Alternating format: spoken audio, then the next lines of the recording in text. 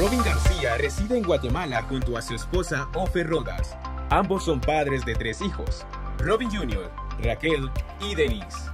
Robin García es predicador, comunicador, educador y emprendedor.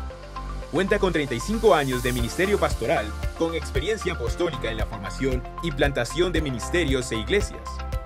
Así también cuenta con vasta experiencia en liderazgo, alta dirección y trabajo en equipo en asuntos eclesiásticos, sociales, derechos humanos, empresariales y de organizaciones. En su preparación profesional, Robin García posee estudios avanzados en liderazgo cristiano en Haggai Institute, licenciado en Teología de Logos Christian College, maestría en liderazgo organizacional de la Universidad San Pablo de Guatemala, maestría en estudios teológicos de Logos Graduate School, maestría en dirección de empresas de Unis Business School, doctorado en teología y ministerio pastoral de Latin University of Theology. Dentro de sus múltiples roles, el Dr. Robin García es profesor universitario, participa en la producción de televisión y radio, es miembro de la Mesa de Seguimiento Presidencial, es comisionado del Diálogo Nacional Guatemala Adelante. Ha sido presidente del Consejo Apostólico de Guatemala en varias ocasiones. Actualmente funge como vicepresidente. Es apóstol de Visión Cristiana Rey de las Naciones. Uno de los lemas que rigen su pasión y corazón es desarrollando personas, transformando comunidades con el poder de la palabra de Dios. Demos la bienvenida a Robin García.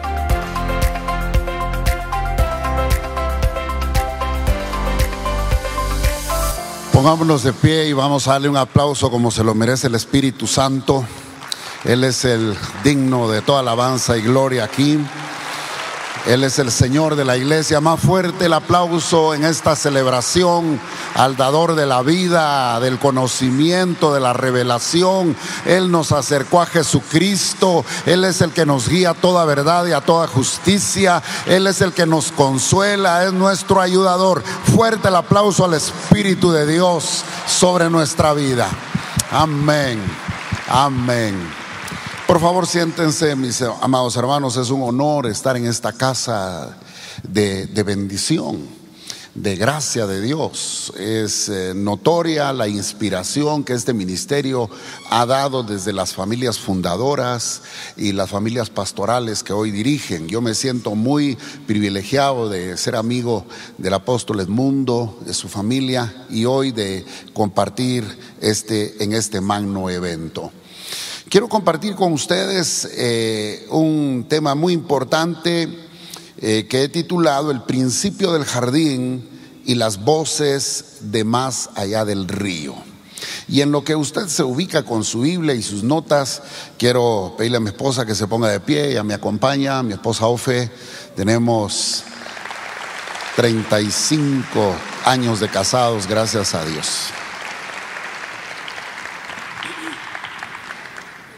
Abraham Kuyper escribió lo siguiente: no hay parte de nuestro mundo intelectual que deba estar herméticamente aislado del resto, y no hay una pulgada cuadrada en todo el campo de la existencia humana sobre la que Cristo, que es Señor de todo, no clame mío, porque todo es de Dios y sobre todo Él es Señor. Desde el tiempo de los filósofos, Aristóteles presuponía la existencia de comunidades que se estaban formando con miras a un bien, con la búsqueda de un bien supremo, y cada comunidad constituida se dirigía hacia eso. Desde la época medieval ha habido un estira y encoge entre lo que se supone debiera de ser la relación Estado-Iglesia o separación Estado-Iglesia. A partir de la Revolución Francesa, el Estado ha venido creciendo hasta convertirse literalmente en un terrible monstruo, en un leviatán totalitario. También han habido pensadores cristianos que a través de la historia de la iglesia y la historia universal tenemos registro de que han sentado bases de poder constitucional, del rendimiento de cuentas que debiera de entregar cada gobernante, de los derechos humanos, la abolición de la esclavitud, la contribución de hombres y mujeres pensadores y pensadoras de la iglesia, han contribuido a la sociedad de manera que se tiene una concepción de la soberanía popular que reconoce a Cristo como Señor sobre todas las esferas de la vida. Se debe a Abraham Kuyper la principal aportación del protestantismo moderno a la doctrina social cristiana, el concepto que es conocido como la soberanía de las esferas, y que a nuestros días llega con libros y con conceptos modernos como la profecía de los 7 montes. O sea que esto no es nada nuevo, esto ya se viene dando a partir de hace mucho tiempo. En esta filosofía, esta idea basada en la Biblia, lo que pretende es declarar que Cristo es Rey soberano sobre todas las cosas y es poseedor en potestad de los cielos y de la tierra. La Biblia dice en Mateo capítulo 29, versículo 18: toda potestad me es dada en los cielos y en la tierra. Diga conmigo, toda potestad. 1 Timoteo 6, 15 al 17 dice: bienaventurado y solo soberano, Rey de reyes y Señor de señores, el único que tiene inmortalidad, que habita en luz inaccesible, a quien ninguno de los hombres ha visto ni puede ver, al cual sea honra, imperio, sempiterno. Jesús es Señor de Guatemala y sobre todas las esferas sociales. Y es aquí donde radica el glorioso principio de la libertad.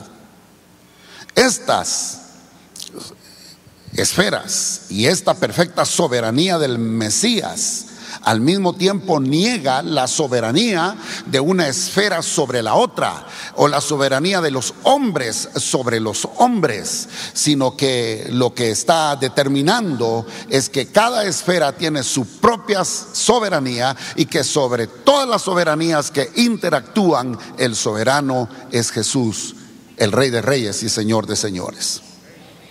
Lo que esto significa, mis estimados hermanos y amigos, es que la vida social humana está dividida en esferas de conocimiento, de capacidad, de influencia, de autoridad, y cada cual con su propia lógica y naturaleza se desarrollan, de modo que ninguna puede intervenir sobre la otra sin afectar el proceso natural y lógico y bueno que debe tener estas esferas en la sociedad.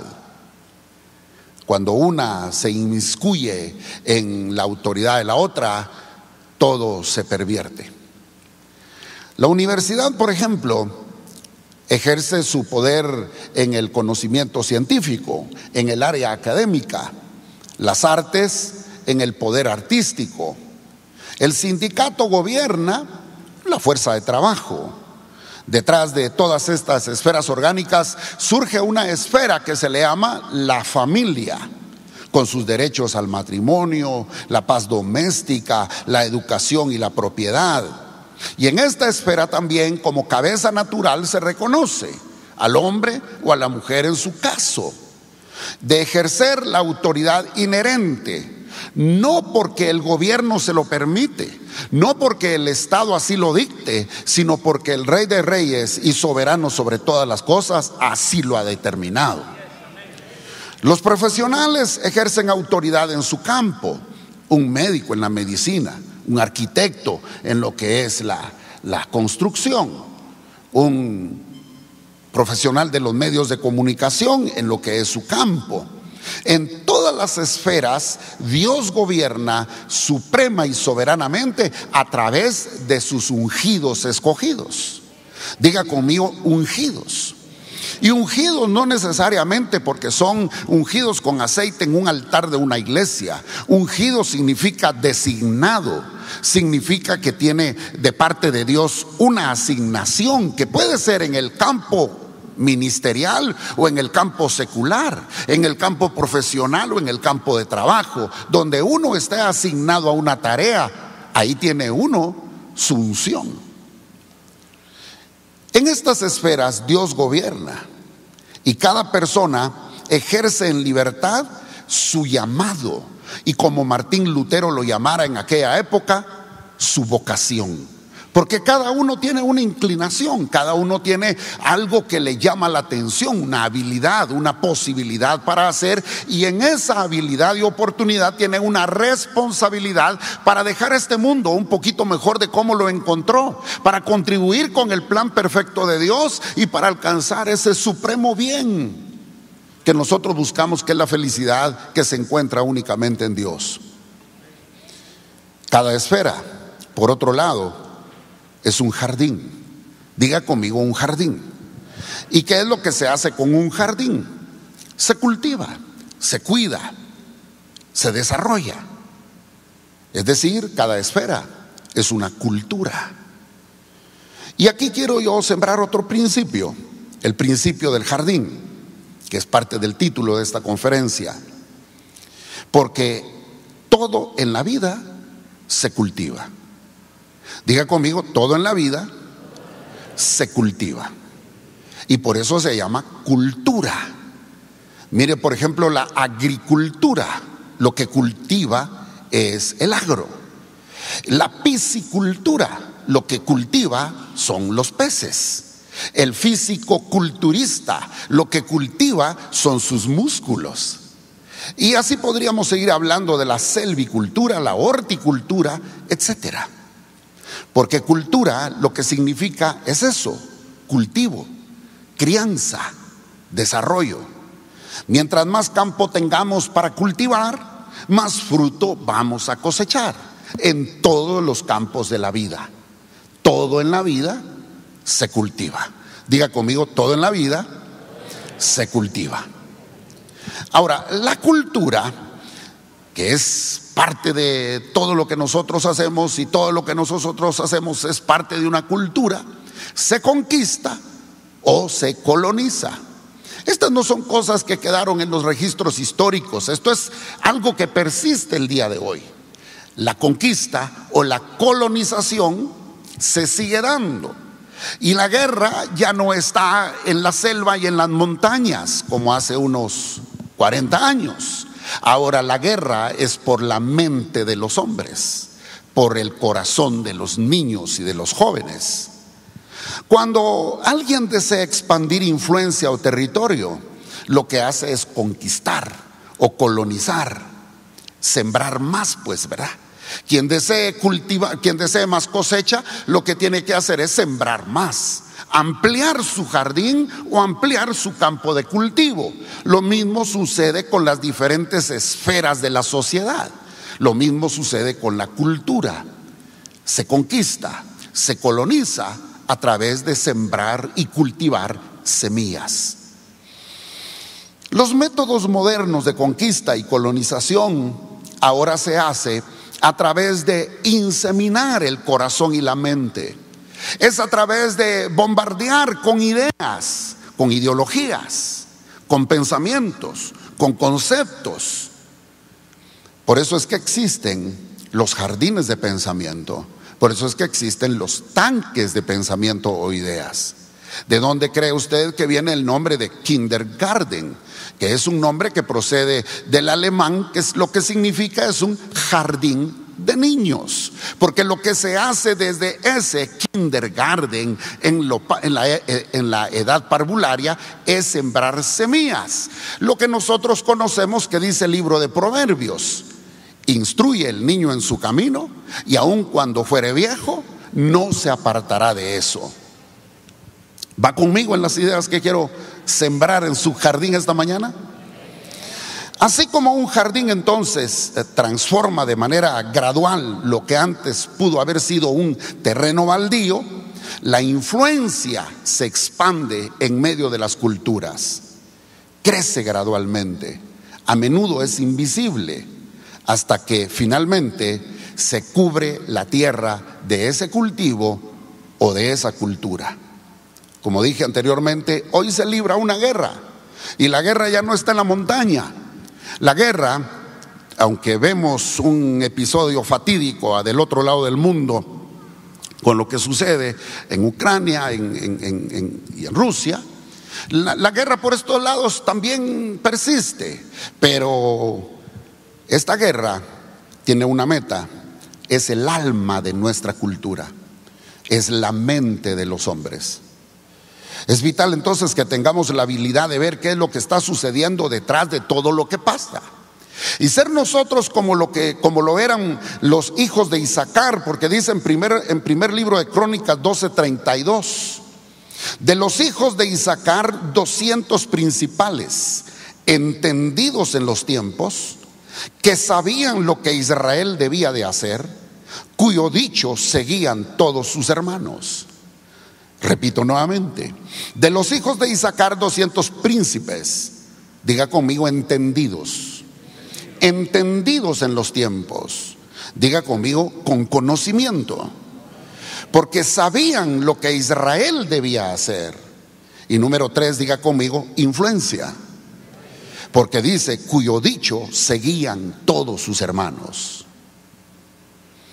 Esto significa que todos estamos llamados hoy a ser estrategas, a ser estratégicamente un FODA de lo que nos sucede a nuestro alrededor, en nuestra casa, nuestro vecindario, nuestra colonia, nuestra comunidad, nuestro país y el mundo entero. Las fortalezas, las oportunidades que están apareciendo, o los desafíos o debilidades, o las amenazas que pueden venir sobre nosotros. ¿Por qué? ¿Por qué debemos ser estrategas? Ante muchas otras cosas, yo les presento hoy que hay una gran ola que está viniendo sobre el mundo, un gran tsunami que está viniendo del otro lado, porque cuando los hijos de la luz trabajan de alguna manera, los hijos de las tinieblas no están solo observando. Mientras que los hijos de la luz se preparan para hacer algo bueno, los hijos de las tinieblas quizás ya están haciendo algo malo, porque por el otro lado también se levanta un tsunami que se llama globalismo, que no es lo mismo que globalización, que es un plan de dominio mundial que pretende cambiar todo y comienza por las ideas. Está sembrando pensamientos en la mente de los niños, de los jóvenes y de los adultos, y cuyo fin es cambiar hasta la naturaleza humana. Imagínese usted que ahora ya no solo existen dos géneros, ahora hay géneros, hay número de género en el mundo como número de personas haya viviendo en el planeta.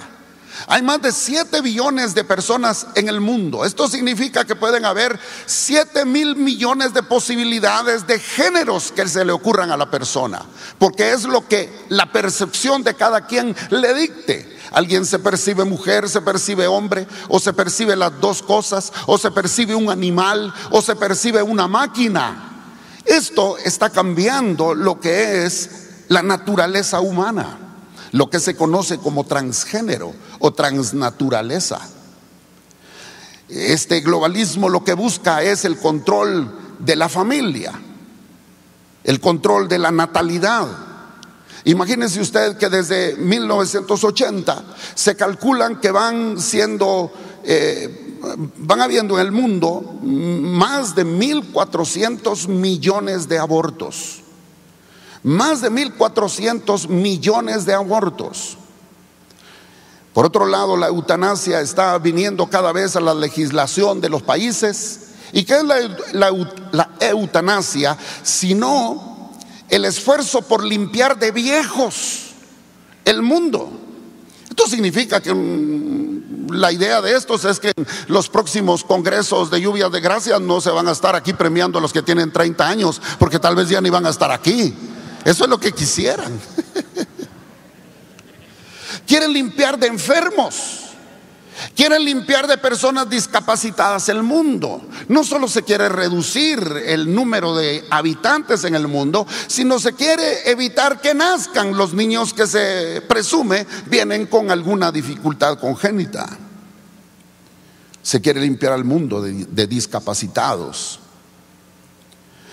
Por medio del control económico, el globalismo lo que está intentando es endeudar a las naciones. Y dígame usted, con deudas perpetuas, ¿qué nación podría aspirar a salir del subdesarrollo? El globalismo pretende superar las soberanías económicas, culturales y políticas de las naciones, sometiendo a las naciones a una soberanía global. La última defensa, y tome nota porque somos parte de ella. Si nosotros caemos, cae todo lo demás. La última defensa es la familia y la iglesia. Diga conmigo, la familia y la iglesia. De ahí que viene el ataque desmedido y espeluznante del enemigo en contra de las familias, trastornando la imagen de la familia como Dios manda, queriendo matar a los niños aún antes de que nazcan, matar a los seres humanos aún antes de que vengan al mundo. Y anoche hacíamos una reflexión con mi esposa, porque tuvimos que asistir al funeral de una bebita recién nacida anoche a las 11 de la noche. No fue el velorio, fue el funeral. La enterramos anoche a las 11 de la noche, y no de COVID. Nació ayer temprano, vivió poquitas horas e inmediatamente la llevaron a enterrar. Y estuvimos ahí con la mamá, con el papá, que son dos jovencitos de no más de 30 años, con una fortaleza del Señor, pero también llorando porque era su ilusión tener a su bebé. Y hacíamos la comparación, hacíamos el comentario, y me decía mi esposa: yo no entiendo cómo puede haber gente que quiera abortar sin un sentimiento, o que esté provocando abortos en otros sin que nada pase por su conciencia, cuando que una madre lo que más siente es cuando un hijo se le está yendo, o cuando se pierde a un hijo. Nadie puede saber lo que está sintiendo ese corazón. La última línea de defensa es la familia y la iglesia, porque si el globalismo logra sacar de la ecuación a Dios, entonces se colocará a sí mismo como autónomo, supranacional y soberano. Por eso usted mira que en la Biblia y en la historia universal, siempre en cada generación hay alguien que se levanta en cada generación para defender los valores y los principios que preservan la vida y que preservan la familia, que preservan las libertades, que preservan los derechos humanos. Y por eso me parece que alguna razón hay que a los legisladores se les llame los padres de la patria. Quizás no es por sus buenas acciones o por su ejemplar forma de vivir, sino por lo que el concepto, lo que significa ser legislador. ¿Por qué? Porque no importa quién ocupe el poder, la cultura tiene más fuerza y vigor que todas las ideologías políticas. Los políticos van y vienen, pero las leyes alguien siempre las está implementando. Y ya le voy a explicar por qué a mí me parece que es interesante que a los legisladores o a los que establecen leyes se les llame padres. Porque no importa qué partido esté en gobierno, de qué color sean las bancadas, lo importante es quién está imponiendo las leyes. Porque los políticos, como dije, vienen y van, pero la cultura permanece. Aún la religión puede desaparecer, pero la cultura permanece. Se podría interpretar que la lucha de estos tiempos es por cuestiones sociales, por cuestiones religiosas, por cuestiones políticas. Sin embargo, si usted se da cuenta, es una lucha de culturas. Porque la cultura es la manifestación del pensamiento colectivo de un pueblo. Repito, la cultura es la manifestación del pensamiento colectivo. Esto significa que quien controla la mente crea y controla la cultura. Asimismo, la cultura es resultado de la ley. Por lo tanto, la manera más eficaz de cambiar una cultura, ¿qué es? Es controlar las leyes, es modificar las constituciones. De ahí entonces se entenderá por qué digo que por alguna razón a los legisladores se les dice los padres de la patria, porque de alguna manera ellos generan Ellos inseminan, ellos procrean a través de las leyes una forma de pensar que luego se va a convertir en una cultura. Todo aquello que tome fuerza de ley será convertido en algún momento en un estado normal para la mayoría de los ciudadanos. Y que aunque en esta generación, por ejemplo, se cambiara alguna ley que fuera en contra de nuestros derechos, nosotros podríamos estar luchando por nuestra libertad. Pero si esa ley persiste hasta que se convierte en un pensamiento, que se convierte en una cultura dentro de 2, 3 generaciones, lo que hoy nos parece contrario en ese momento va a parecer normal, va a parecer cultural.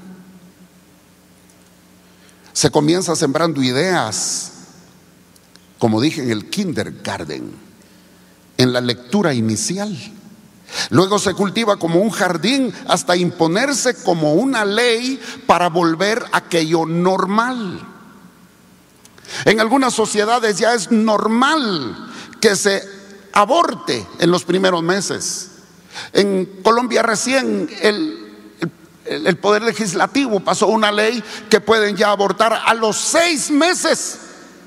En algunos estados de los Estados Unidos, en el mismo momento, instante del nacimiento de un ser humano, puede ser abortado, es decir, asesinado. Y a través de las leyes lo que están volviendo es algo terrible, lo están volviendo algo normal. Ahora, los más grandes riesgos de nuestros niños ya no están en las calles. Yo me recuerdo cuando salíamos a jugar pelota a la calle, vivía menos gente en el pueblo, eran más conocidos los vecinos, habían menos vehículos y podía uno echar la chamusca y terminar el primer tiempo y no pasaba un carro. Pero ahora los peligros no están en la calle porque puedan asaltar o porque sea tanto como el tránsito. Los peligros ahora para nuestros niños están en la escuela. Se los llevamos nosotros a la casa a través del iPhone, a través de la tablet. Entonces, ¿qué nos toca? ¿Qué se puede hacer ante este panorama? Ante una realidad que como hijos de Isaacar percibimos que está sucediendo. Moisés, desde su juventud, fue preparado para gobernar. Él fue creado en el palacio para ser príncipe, para gobernar. Dios lo llevó para completar su maestría al desierto por 40 años. Y cuando Dios lo llamó de entre las ovejas a un llamado excepcional. Moisés se preparó para gobernar. Se convirtió en el gran libertador de Israel. Pero aparte de ser libertador, también se convirtió en legislador. Porque nuevamente, el que pone las leyes impone la cultura. El que pone leyes impone pensamientos, formas de pensar. Dios levantó a Moisés no solo para que fuera un buen pastor, no solo para que fuera un gran profeta, no solo para que él pudiera traer la revelación escrita al corazón de los hombres en los 10 mandamientos, sino que él lo levantó como legislador. El clamor del pueblo había subido delante de Dios y Moisés se enfrentó con el poder de Dios, la cultura, la religión y la política y la fuerza militar de Faraón. Y no ha habido algo que hayamos visto nosotros en Guatemala en las últimas décadas que haya tomado tanta fuerza como la oración y la política. Y pareciera ser como que estamos hablando de agua y de manteca. No dije de agua y de aceite porque la política es vista como algo no tan puro como el aceite de oliva. Pero digamos, cuando yo digo la oración y la política, estoy hablando como que estoy refiriéndome al agua y a la manteca de coche que ya está pasada. Pero no hemos visto en décadas una fuerza que se haya levantado en nuestro país y en otros países, porque no somos los únicos, en que se haya desarrollado un llamado a la oración en la iglesia por su nación y un llamado de los hombres de Dios a participar en el gobierno. Jamás lo hubiéramos creído. Pero a mi consideración, mi querido apóstol y pastores, A mi consideración, la oración y la política se van a convertir en la vara que los nuevos Moisés pueden levantar para hacer grandes maravillas para la gloria de Dios.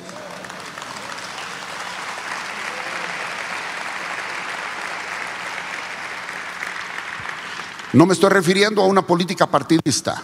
No me estoy refiriendo yo a algún color de los que van a abundar en el cartón de lotería, digo, en el cartón de las elecciones. Me estoy refiriendo a la política, porque todos somos políticos de alguna manera, porque la política es la administración de las cosas comunes. La iglesia tiene su política, la familia tiene su política. La política es el arte de la administración. Y el arte de la administración de una nación, Dios en su escritura le llama gobierno, reino. Guatemala ha recibido una palabra desde hace muchas décadas y todos hemos oído este llamado profético a la nación, a Guatemala, luz a las naciones. Lo seguimos creyendo, creemos que se va a manifestar, creemos que ya se está manifestando y creemos que han habido luces de esas que han salido para bendecir a las naciones. Pero en ese sentido yo quiero contarles que desde el 2015 se ha venido experimentando una extraña unidad en el cuerpo de Cristo a través de un ejercicio más activo y más público de oración, porque hemos llevado de los templos a las plazas. La oración ha ido del altar a las calles. Nos hemos atrevido a hacer públicas oraciones, no en la congregación, sino ante una sociedad que tiene tal vez otra manera de pensar. ¿Se recuerda usted en 2015 cuando se llamó aquel movimiento Guateora? Y que todos estaban orando, hasta fieles de otros credos, de otras religiones, hasta los que se decían no tener ninguna afiliación religiosa, estaban orando por el país porque la situación se puso tan tensa. Y empezó a través de esos años. No quiero decir que no se había orado antes. Yo creo que tenemos ahora el resultado de muchas generaciones que dieron vida, dieron batalla, oraron, han doblado sus rodillas delante del Señor. Hoy somos nosotros los que somos beneficiados con la cosecha, pero me refiero que se ha hecho más patente y se ha hecho más unida. Se ha vuelto un movimiento sin que un hombre, una mujer, una organización, una iglesia, una denominación salga reluciendo o salga manifestándose como cabeza del movimiento. Este es algo de la iglesia de Cristo, algo del pueblo de Dios. Las tensiones que se sucedieron por semanas, por meses, salió públicamente como los gobernantes de ese entonces cayeron presos. Se vivieron momentos tensos sociales y políticos. Luego vino la presidencia de nuestro hermano Jimmy Morales, que él mismo decía: yo me considero el presidente más orado de toda la historia. Porque como alguien dijo de alguna manera, que en son de broma o de alguna manera le estaban pasando un mensaje, que a él le ayudaron a terminar su periodo presidencial como los cucuruchos que llevan en procesión el anda de su santo. Así dice, Jimmy Morales llegó al final de su mandato porque hubo una iglesia que se le echó al hombro y oró por él. Y él lo reconoce. Fue el cambio de la embajada de Guatemala en Israel hacia Jerusalén. Usted sabe los revuelos que ha provocado todo aquello. A partir de varios años atrás se ha venido desarrollando una mesa de seguimiento que se le ha denominado la mesa de seguimiento presidencial. No es como dice un medio de comunicación ahí que es un grupo de amigos del presidente. No, tenemos que decirlo francamente. Él ha sido un presidente, el actual presidente, con todo y lo que quizás sus adversarios o algunos que tengan sus dudas puedan decir acerca de él. Yo quiero decir públicamente, como le he reconocido, él tiene una política de puertas abiertas y le ha dado un lugar a la iglesia que antes no se tenía. ¿Estamos comprometidos? ¿Estamos recibiendo algo debajo de la mesa? No, Dios sabe que no. Estamos ahí para orar por él como lo mandan las Escrituras en 2 Timoteo 2. Estamos ahí para llevarle una palabra del Señor, para sembrar una palabra de Dios en su corazón. El Espíritu Santo hará lo que él tiene que hacer en la vida de ese hombre y de su familia. Y estamos ahí para darle un consejo si nos lo pide. Estamos ahí para darle un consejo si lo sentimos de parte de Dios, darlo, y ya está en sus manos la responsabilidad de reconocerlo o no. Hemos aprovechado para hacer avances de oración en el organismo ejecutivo. Se ora todos los días en el organismo ejecutivo, se ora una vez a la semana en el Congreso de la República de Guatemala. Se ha ido a orar con funcionarios, desde los alcaldes, los cocodes, los gobernadores. La iglesia está más orando afuera que adentro ahora de los templos. Dios está haciendo algo con la oración y la política. Se está convirtiendo como en una vara que está abriendo un camino nuevo, como un destino, algo que no entendíamos, algo que a algunos no les cabe, algo que a algunos no lo aceptan, porque cayeron en esa semilla, cayeron en esa mentira que les insertaron, que les introdujeron, de que la iglesia debe estar separada del Estado, y el Estado debe estar separado de ser laico. Pero el Estado son hombres, son mujeres que tienen fe, que tienen testimonio, que tienen convicciones, que tienen principios y valores. Hombres y mujeres que necesitan de Dios para dirigir una nación. Hemos apoyado a las instituciones, a los funcionarios, y hemos estado como iglesia en la primera línea del COVID, como los bomberos, como los policías, como los médicos, como los psicólogos, como los funcionarios de los hospitales, los pastores. Salimos a apoyar a los enfermos, a consolar a las viudas, a los huérfanos, a enterrar a nuestros muertos, a llevar alimento a los necesitados. En desastre la iglesia ha estado al frente, porque como decía nuestra abuelita, orando y con el mazo dando. Y yo creo que lo sacó mi abuelita de lo que decía Santiago, que la fe sin obras es muerta. Han habido oportunidades para que la iglesia entonces demuestre la pasta de la cual estamos hechos y qué tipo de Dios es en el cual nosotros creemos.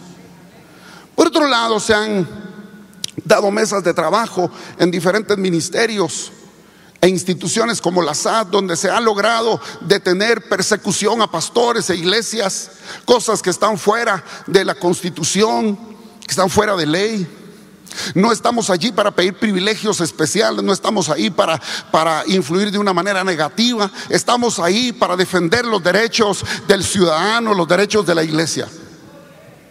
De tal manera que a principios de febrero el señor presidente hizo público un acuerdo ministerial del Ministerio de Ambiente, en el cual se sacó a la Iglesia Evangélica de Guatemala de un listado taxativo, en el cual estábamos puestos a la par de centros comerciales, de industrias, y yo creo que hasta agencias de astronáutica estábamos nosotros puestos ahí, ¿verdad? Con esas exigencias, instrumentos ambientales que se le requerían a las iglesias, y se quedó nada más en un listado para registro. Por los años que habían pasado, y porque esa ley se había convertido en un instrumento político, se había retenido y se tenía ya en un entuerto a la iglesia, de tal manera que todas las iglesias de Guatemala, eche pluma usted, 40,000 templos, 40,000 iglesias en Guatemala, cada una teníamos ya 5,000 quetzales de multa, solo por no habernos registrado. Eran 200 millones de quetzales. Un político se le hubieran abierto los ojos de este tamaño.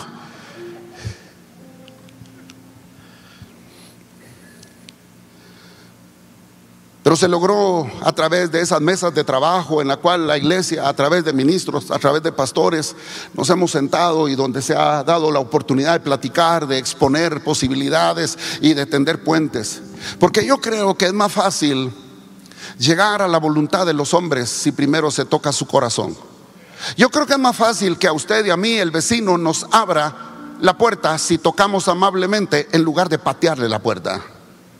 Yo creo que hay libertad para ir a quemar llantas y ponerse en la carretera si quiere, o ir a hacer arengas a la plaza central. Pero también yo creo que hay una forma más diplomática que podemos que podemos aprovechar para tocar las oportunidades que no se podrían hacer de otra manera. Diga conmigo, hay que ser sabios.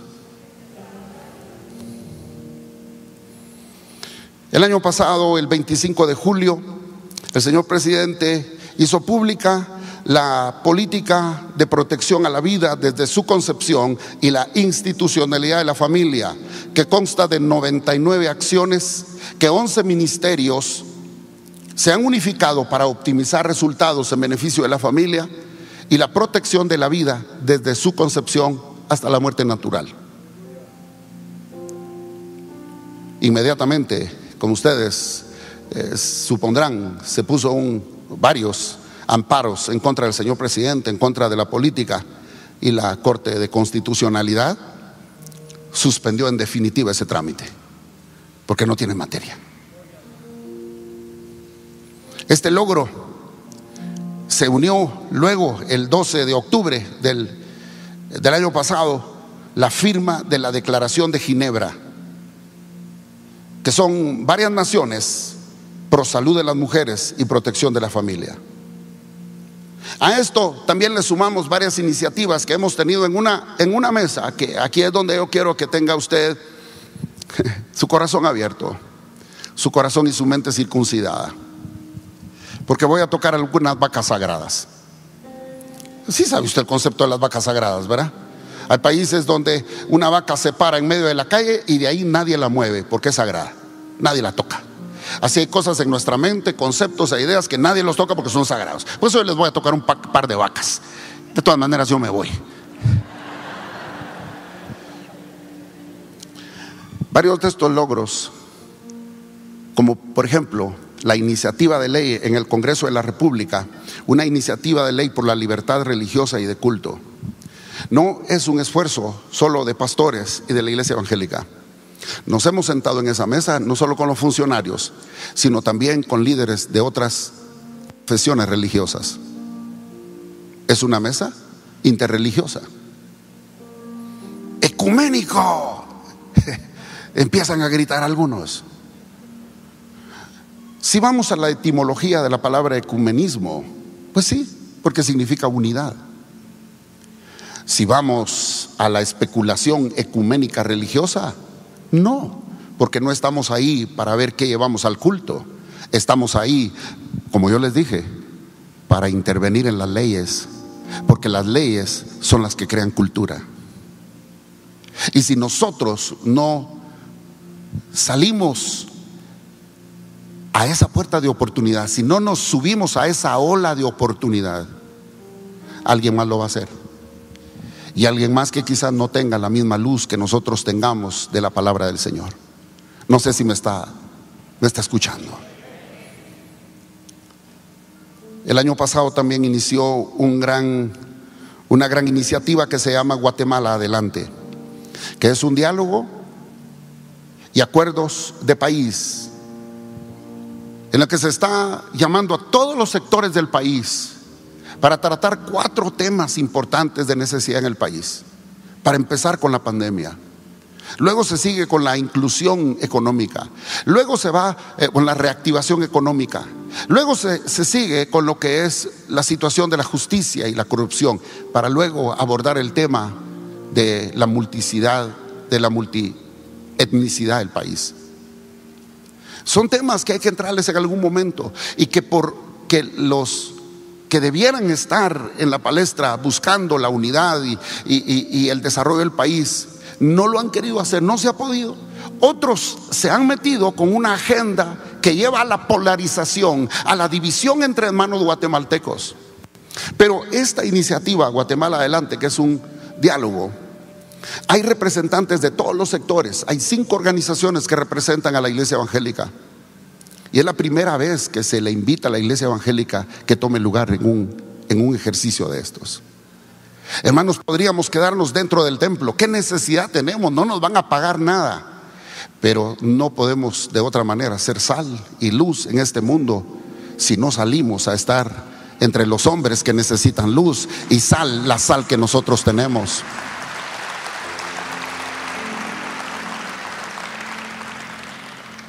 Quiero ir terminando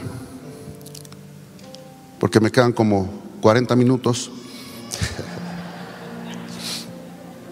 Pero les quiero compartir unos datos importantes. El año pasado, ya a mediados de año, se empezaron a hacer algunos sondeos para ver hacia dónde se inclina el pensamiento de la gente, las posibilidades que se tenga en la sociedad respecto de la movilización política, porque el otro año se convoca elecciones. Y entonces, en estos sondeos se arrojó la siguiente información. Número 1, los evangélicos representamos ya más o menos el 60% de la población.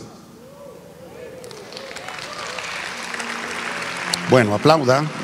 Yo creo que vale la pena celebrar, pero también esto es un compromiso. Esto es un camote del 60%. Perdón el hebreo, pero de por allá por donde yo vengo así se habla. Número 2, en Guatemala hay más de 40,000 templos evangélicos. Esto significa que hay 100 templos evangélicos por cada templo católico.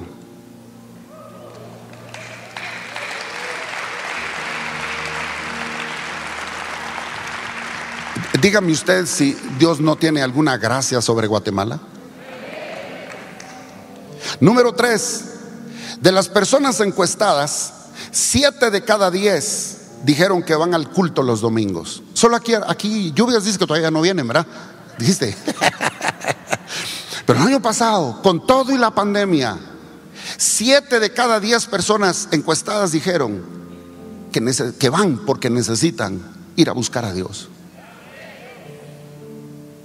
Número 4, entre las preguntas que se han hecho en esos sondeos, le preguntaron a la gente: ¿qué es lo que usted considera que se debe requerir del próximo presidente?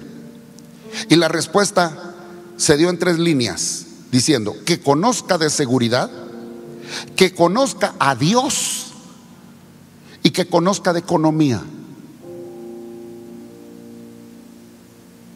Y número 5, se hizo una tabulación de la confiabilidad de las instituciones, la confianza que se tienen en las instituciones. Y hasta el año pasado, en el tercer trimestre, la Iglesia Evangélica de Guatemala alcanzó el 72% de credibilidad. 72. Le sigue la Universidad de San Carlos con el 67%, la Iglesia Católica con un 64%, los comerciantes con un 63%. ¿De dónde he sacado esto? Bueno, la fuente es Sid Gallup, Prensa Libre y CACIF. Los pastores tenemos mucho que ver con estos avances de la iglesia, porque cuando se hace un sondeo de la credibilidad de las iglesias, ¿saben a quién ponen en la luz? ¿Saben a quién le pasan los rayos X realmente? No es a la congregación, es a su pastor. Bendito sea Dios por eso, porque tenemos un gremio pastoral ético, íntegro.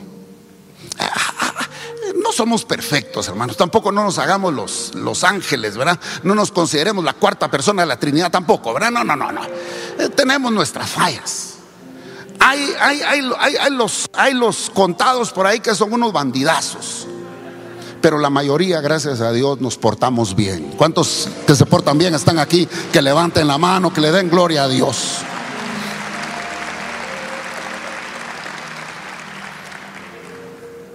Todos tenemos un jardín que cuidar, hermanos. Todos tenemos un jardín que cultivar, ya sea en el palacio o sea más allá del río. Y por eso yo le llamé a este tema el principio del jardín y las voces más allá del río. ¿Por qué? La Biblia nos enseña que han habido profetas del templo, profetas de la plaza, entre la gente, profetas del palacio, los que aconsejaban al rey. Ezequiel, que vivió entre el año 595 al 575 antes de Cristo, y cuyo nombre significa Dios es mi fortaleza. Él fue un profeta al otro lado del río Quebar, entre la gente, entre los creyentes. En el año 458 antes de Cristo vivió también el profeta Daniel, que ni siquiera los hebreos lo consideran profeta. Nosotros los cristianos sí lo amamos como profeta, está entre los libros proféticos. Pero este profeta no estuvo ni en el templo ni entre el pueblo. A este profeta le tocó el palacio. Su nombre significa Dios es mi juez, pero también significa juicio de Dios. Fue un profeta que durante varios gobiernos babilónicos, comenzando con Nabucodonosor, él fue llamado como instrumento de Dios. Ezequiel fue profeta a la nación pagana y fue un instrumento de Dios entre su pueblo. Daniel fue un profeta de Dios en medio de una nación pagana para la gloria de Dios. Uno recibió visiones extraordinarias, el otro una sabiduría extraordinaria. En el gobierno, hermanos, o en el otro lado del río, sirvieron a Dios y hablaron en su nombre. Hoy hay profetas de púlpito, hay profetas en las plazas, hay profetas en el gobierno, hay gente orando, predicando, hay gente incidiendo en cosas de interés nacional. En el Palacio de la República de Gobierno, o podría ser en un COCODE de su comunidad, en el comité de padres de familia de su colegio, donde sea, pero seamos luz, salgamos a hacer lo que Dios nos ha mandado, a establecer el orden de Dios y el gobierno de Dios entre los hombres. Para esto quiero terminar diciendo que se ha requerido algo: respeto y humildad. Porque la clave o el clavo de la unidad es la humildad. Es difícil que la gente quiera poner sus ideas abajo para que la idea de alguien más se escuche. Es difícil si mi idea no lleva el nombre o el título del movimiento o del programa o del evento. Pero creo que hemos llegado a conocer una cepa de ministros que, como Abraham, logran poner a su Isaac sobre la piedra para que su mejor idea se sacrifique, para que lo que sea glorificado sea el nombre de Dios, no su organización, no su apellido, no su plataforma.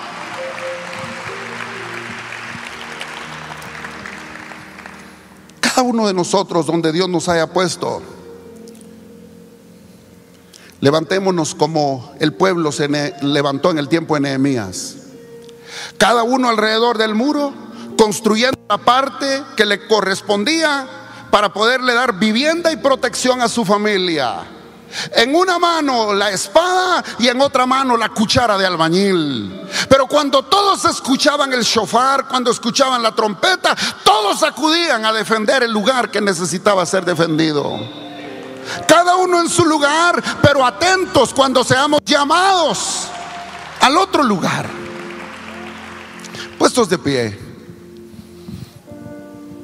quiero contarles que este 9 de marzo, el miércoles próximo, va a ser el primer día nacional que fue decretado recientemente, el 9 de febrero, por el Congreso de la República de Guatemala. A partir del 9 de marzo, todos los días 9 de marzo del año serán reconocidos como el Día Nacional, por ley, el Día Nacional de la Vida y de la Familia. Porque Guatemala respeta, cultiva, bendice la vida y la familia. Desde el domingo, desde el lunes 7 hasta el viernes 11 habrá un congreso, habrán varias actividades donde todos ustedes están invitados. Solo tienen que ingresar a la plataforma eventoscristianos.org, inscribirse. Todos los eventos son gratis para los guatemaltecos. Van a haber ponencias sobre la vida, sobre la familia, sobre el gobierno, sobre el liderazgo, que vale la pena que la iglesia pueda participar. Y el 9 de marzo a las 10 de la mañana en la Plaza Central, en el Palacio Nacional, se develará el monumento a la vida y la familia. Una declaratoria del Congreso Iberoamericano de Guatemala como capital provida de Iberoamérica. Démosle la gloria al Señor. Este es un logro, esta es una meta, pero es el principio. Esto solo comienza porque lo mejor está por venir y los hijos de Dios vamos a participar. La iglesia del Señor no se va a quedar encerrada. La iglesia del Señor no va a regresar a recluirse, va a levantarse en esta ola de bendición. Porque como decía nuestro finado amigo y compañero del Consejo Apostólico de Guatemala, el apóstol Romeo Guerra, lo que se ha ganado en oración hay que mantenerlo en oración. Yo quisiera agregarle que lo que se ha logrado en unidad hay que defenderlo con sabiduría e integridad.